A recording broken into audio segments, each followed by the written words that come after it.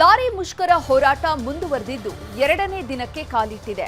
ಇಂದು ಸಹ 80% ಲಾರಿಗಳು ನಿಂತಲ್ಲೇ ನಿಂತಿದ್ದು ಉಗ್ರ ಹೋರಾಟ ಮಾಡುವ ವಿಚಾರವಾಗಿ ನಾಳೆ ಮಹತ್ವದ ಸಭೆ ಕರೆಯಲಾಗಿದೆ.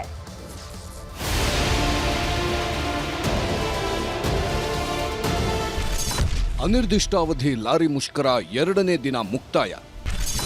ಸರಕು ಸಾಗಣೆ ಬಂದ್, ರೈತರು ವರ್ತಕರಿಗೆ ನಷ್ಟ. ಡೀಸೆಲ್ ದರ ಇಳಿಕೆ ಸೇರಿದಂತೆ ವಿವಿಧ ಬೇಡಿಕೆಗಳನ್ನು ಈಡೇರಿಸುವಂತೆ ಆಗ್ರಹಿಸಿ ಲಾರಿ ಮಾಲೀಕರು ಏಪ್ರಿಲ್ 14ರ ಮಧ್ಯರಾತ್ರಿಯಿಂದ ಮುಷ್ಕರ ನಡೆಸುತ್ತಿದ್ದಾರೆ. ಮುಷ್ಕರ ಕೈಬಿಡುವಂತೆ ಲಾರಿ ಮಾಲೀಕರ ಸಂಘದೊಂದಿಗೆ ಸಾರಿಗೆ ಸಚಿವರು ಹಾಗೂ ಮುಖ್ಯಮಂತ್ರಿ ಸಿದ್ದರಾಮಯ್ಯ ನಿನ್ನೆ ನಡೆಸಿದ 2 ಸಂಧಾನ ಸಭೆಗಳು ವಿಫಲವಾಗಿದ್ದು ಹೋರಾಟ ಮುಂದುವರೆದಿದೆ. ಡೀಸೆಲ್ ಟೋಲ್ ದರ ಕಡಿಮೆ ಮಾಡಬೇಕೆಂದು ಪಟ್ಟು ಹಿಡಿದಿದ್ದು ಎಪಿಎಂಸಿ ಸೇರಿದಂತೆ ನಗರದ ಹಲವು ಕಡೆ ಲಾರಿಗಳು ನಿಂತಲ್ಲೇ ನಿಂತಿವೆ. ಸರ್ಕಾರದ ವಿರುದ್ಧ ಲಾರಿ ಮಾಲೀಕರು ಒಂದು ಮುಷ್ಕರಕ್ಕೆ ಕರೆ ಕೊಟ್ಟಿದ್ರು. ಮುಷ್ಕರ ಕೂಡ ಆರಂಭವಾಗಿದೆ. ಇವತ್ತಿಗೆ ಎರಡನೇ ದಿನಕ್ಕೆ ಕಾಲಿಟ್ಟಿರುವಂತದ್ದು. ಆದ್ರೆ ಇದರ ಎಫೆಕ್ಟ್ ಎಲ್ಲೋ ಒಂದು ಮಟ್ಟಿಗೆ ನಿಧಾನ ರೀತಿಯಲ್ಲಿ ತಡ್ತಿದೆ ಅಂತಾನೆ ಹೇಳ್ಬೋದು.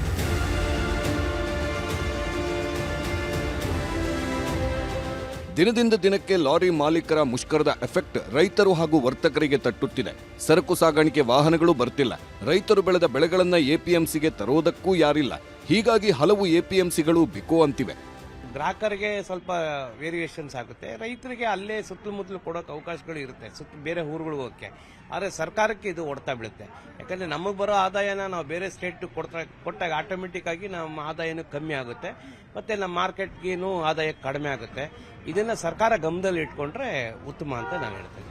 ಲಾರಿ ಮುಷ್ಕರವನ್ನು ತೀವ್ರಗೊಳಿಸಲು ಮುಂದಾಗಿರುವ ಲಾರಿ ಮಾಲೀಕರು ಉಗ್ರ ಹೋರಾಟದ ಮೂಲಕ ಸರ್ಕಾರಕ್ಕೆ ಬಿಸಿ ಮುಟ್ಟಿಸಲು ಮುಂದಾಗಿದ್ದಾರೆ. ಈ ಬಗ್ಗೆ ಚರ್ಚೆ ನಡೆಸಲು ಲಾರಿ ಮಾಲೀಕರ ಸಂಘದ ಅಧ್ಯಕ್ಷ ಹೈ ವೋಲ್ಟೇಜ್ ಸಭೆ ಕರೆದಿದ್ದಾರೆ. ನಾಳೆ 3 ಗಂಟೆಗೆ ಪ್ರಕಾಶ್ ಕೆಫೆಯಲ್ಲಿ ಬಹಳ ಉಗ್ರವಾದ ಹೋರಾಟಕ್ಕೆ ಯಾವ ತೀರ್ಮಾನ ಮಾಡಬೇಕು ಎಂಬ ಸಬ್ಜೆಕ್ಟ್ ನ ಮಾಡಬೇಕಾಗಿದೆ. ಅಲ್ಲೆಲ್ಲರೂ ರಾಜ್ಯದಲ್ಲಿ ಇರತಕ್ಕಂಥ ಅಧ್ಯಕ್ಷರು, ಸೆಕ್ರೆಟರಿ ಮಾತ್ರ ದಯವಿಟ್ಟು ಬನ್ನಿ, ಬೇರೆಲ್ಲ ನಿಮ್ ರಾಜ್ಯದಲ್ಲೇ ಇರ್ರಿ. ಯಾಕಂದ್ರೆ ಮುಷ್ಕರ ನಡೀತಾ ಇದೆ, ದಯವಿಟ್ಟು ಇಲ್ಲಿ ಎಲ್ಲರೂ ಬರೋದು ಬೇಡ. ಹಂಗಂತ ನಿಮ್ಮೆಲ್ಲ ಕಳಕಳಿ ಮಾಡಬೇಕು. ಸರಿಗ್ಗೆ 3 ಗಂಟೆಗೆ ಮೀಟಿಂಗ್ ಸ್ಟಾರ್ಟ್ ಆಗುತ್ತೆ. 5 ಗಂಟೆಗೆ ಪ್ರೆಸ್ ಮೀಟ್ ಮಾಡಿದ್ರೆ ನೀವು ಹೋಗ್ತಾ ಇರಬಹುದು. ಸರ್ಕಾರ ನಮ್ಮ ಬೇಡಿಕೆ ಈಡೇರಿಸುವ ತನಕ ಮುಷ್ಕರ ನಿಲ್ಲಿಸಲ್ಲ ಎಂದು ಲಾರಿ ಮಾಲೀಕರು ಪಟ್ಟು ಹಿಡಿದಿದ್ದಾರೆ.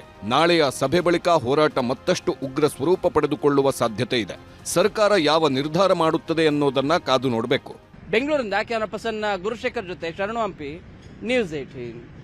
ಕೂಲ್ ಸಿಟಿ ಅಂತಾನೆ ಕರೆಸಿಕೊಳ್ಳೋ ರಾಜಧಾನಿ ಬೆಂಗಳೂರು ಸದ್ಯ ಹಾಟ್ ಸಿಟಿಯಾಗಿ ಬದಲಾಗಿದೆ.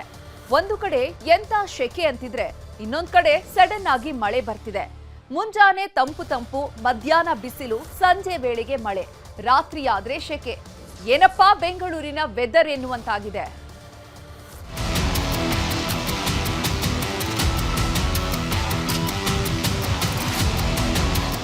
ಕ್ಷಣಕ್ಕೂ ಬದಲಾಗುತ್ತಿರುವ ರಾಜಧಾನಿಯ ವಾತಾವರಣ ಬೆಂಗಳೂರಿಗರನ್ನ ಹೈರಾಣಾಗಿಸಿದೆ. ಮುಂಜಾನೆ ತಂಪು, ಮಧ್ಯಾಹ್ನದ ಬಿರು ಬಿಸಿಲು, ಸಂಜೆಯಾದ್ರೆ ಮಳೆ, ರಾತ್ರಿಯಾದ್ರೆ ಬಿಸಿ ಗಾಳಿ ಜೊತೆಗೆ ಶೆಕೆ ಶುರುವಾಗಿದೆ. ಏಪ್ರಿಲ್ ತಿಂಗಳಲ್ಲಿ ಸುಮಾರು 10 ಎಕ್ಸ್ಟ್ರೀಮ್ ಹೀಟ್ ದಾಖಲಾಗಿದೆ. ಅತಿಯಾದ ತಾಪಮಾನದಿಂದ ರಾತ್ರಿ ವೇಳೆ ಬಿಸಿ ಗಾಳಿ ಶುರುವಾಗಿದ್ದು ಜನರು ನಿದ್ದೆ ಮಾಡಲು ಪರದಾಡಬೇಕಾದ ಸ್ಥಿತಿ ಎದುರಾಗಿದೆ. ಫ್ಯಾನ್ ಹಾಕಿದ್ರೂ ಬಿಸಿ ಗಾಳಿ ಬರ್ತಿರೋದ್ರಿಂದ ನಿದ್ರೆ ಇಲ್ಲದಂತಾಗಿದೆ. ಇನ್ನು ಕಳೆದ 4-5 ದಿನದಿಂದ ಬೆಂಗಳೂರಿನ ವಾತಾವರಣದಲ್ಲಿ ತೇವಾಂಶ ಕಡಿಮೆಯಾಗಿದೆ. ದಿನದ ಸಮಯದಲ್ಲಿ 34ರಿಂದ 35 ಡಿಗ್ರಿ ಸೆಲ್ಸಿಯಸ್ ತಾಪಮಾನ ಇದ್ರೆ ರಾತ್ರಿ ವೇಳೆ 24ರಿಂದ 25ರವರೆಗೆ ತಾಪಮಾನ ಇದೆ. ಹೀಗಾಗಿ ಶೆಕೆ ಪ್ರಮಾಣ ಹೆಚ್ಚಾಗಿ ಸಮಸ್ಯೆಯಾಗಿದೆ. ಈ ವರ್ಷ ಬೇಸಿಗೆಯಲ್ಲಿ ಅಂದುಕೊಂಡದ್ದಕ್ಕಿಂತ ಶೆಕೆ ಜಾಸ್ತಿನೇ ಇದೆ. ಇನ್ಫ್ಯಾಕ್ಟ್ ಕಳೆದ ವರ್ಷಕ್ಕೆ ಹೋಲಿಸಿದ್ರೆ ಈ ವರ್ಷ ಬೆಂಗಳೂರು ಮತ್ತಷ್ಟು ಹಾಟ್ ಆಗಿದೆ. ಬಿರು ಬಿಸಿಲಿಗೆ ಸಿಟಿ ಜನ ಬಸವಳಿದು ಹೋಗಿದ್ದಾರೆ. ಮುಂದಿನ ಕೆಲ ವಾರಗಳ ಕಾಲ ಇದೇ ರೀತಿಯ ಗರಿಷ್ಠ ಬಿಸಿಲು ಇರಲಿದ್ದು ತಾಪಮಾನ ಇಳಿಯುವವರೆಗೂ ಬೆಳಿಗ್ಗೆ 11ರಿಂದ 4 ಗಂಟೆಯವರೆಗೂ ಬಿಸಿಲಿಗೆ ಮೈ ಒಡ್ಡದಂತೆ ಹವಾಮಾನ ಇಲಾಖೆ ಎಚ್ಚರಿಸಿದೆ. ಜೊತೆಗೆ ಬೆಂಗಳೂರಿನಲ್ಲಿ ಮುಂದಿನ 2 ದಿನಗಳ ಕಾಲ ಸಂಜೆ ವೇಳೆಗೆ ಗುಡುಗು ಮಿಂಚು ಸಹಿತ ಮಳೆಯ ಮುನ್ಸೂಚನೆಯನ್ನು ಹವಾಮಾನ ಇಲಾಖೆ ನೀಡಿದೆ.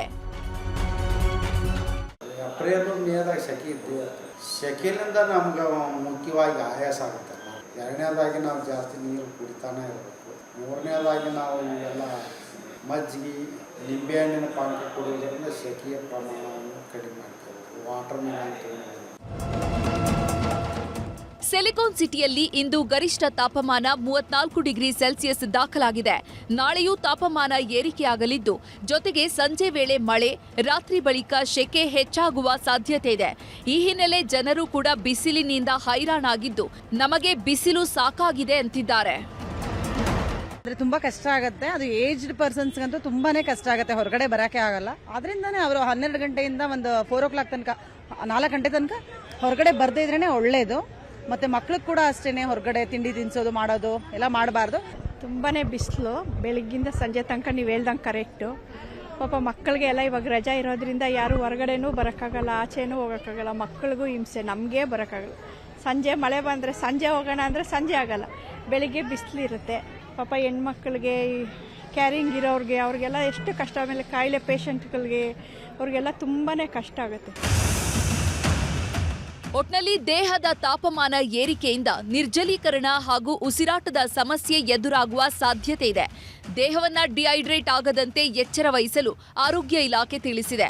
ನೀರು, ಮಜ್ಜಿಗೆ, ಫ್ರೆಶ್ ಫ್ರೂಟ್ ಜ್ಯೂಸ್, ಸೀಸನಲ್ ಹಣ್ಣುಗಳನ್ನು ಹೆಚ್ಚು ಸೇವಿಸುವ ಮೂಲಕ ದೇಹವನ್ನ ತಂಪಾಗಿ ಕಾಪಾಡಿಕೊಳ್ಳಬೇಕಿದೆ. ಹಂಸ ಶ್ಯಾಮಲಾ, ನ್ಯೂಸ್ 18 ಬೆಂಗಳೂರು.